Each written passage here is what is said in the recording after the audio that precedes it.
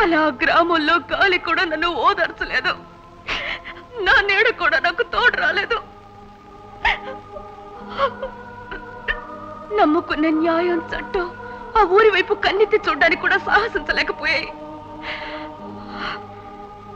మనశ్శాంతి కోసం చదువు మొదలుపెట్టి డాక్టర్ని అయ్యాను.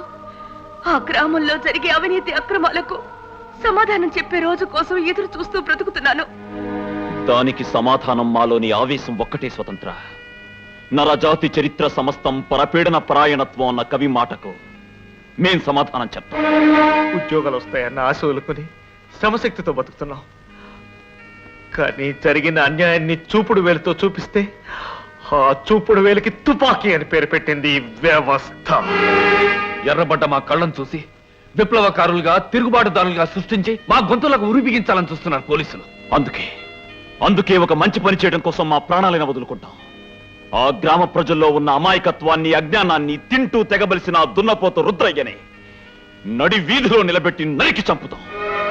మీరు రుద్రయ్యని చంపగలరే గాని ఆ గ్రామ ప్రజల్లోని అమాయకత్వాన్ని పిరికితనాన్ని చంపగలరా? స్వతంత్ర, అవునా?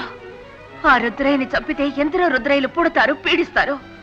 మీరు చంపవలసింది రుద్రయ్యని కాదు, ఆ రుద్రయ్యని బ్రతికిస్తున్న గ్రామ ప్రజల్లోని పిరికితనాన్ని అజ్ఞానాన్ని. అది సాధించాల్సింది మీ చదువుతో, మీ మంచితనంతో, మీ ఆశయంతో. అందుకే మీరు వెంటనే ఆ గ్రామంలో అడుగు పెట్టండి. బెత్తం చూపిస్తే గాని అక్షరాలు దిద్దని వ్యవస్థ మన స్వతంత్ర. ఈ స్థితిలో ఏ అధికారంతో ఆ ఊర్లో అడుగు పెట్టగలం? ఏ హక్కుతో ఆ గ్రామానికి సమాధానం చెప్పగలం? ఏ బాధ్యత మమ్మల్ని నడిపిస్తుంది స్వతంత్ర? నాకు జరిగిన అన్యాయానికి సమాధానమే మీ అధికారం. ఆ గ్రామంలో జరుగుతున్న అక్రమాలకి తీర్పు చెప్పడమే మీ హక్కు. ఆ గ్రామంలో వందే మాత్ర గీతం ఆలపించడమే మీ బాధ్యత. మీకు అవకాశాలు నేను కల్పిస్తాను. చీకట్లో నిండిన ఆ చీకటి పల్లెలో వెలుగు నింపడానికి మీరు ఉద్యోగాలు చేస్తారు.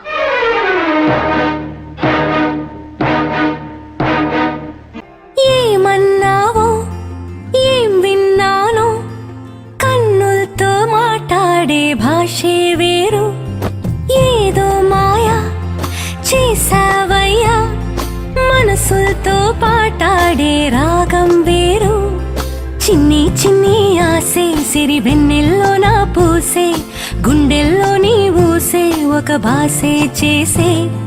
గుచ్చే చూపుల్లో నా రవిచ్చే నవ్వుల్లో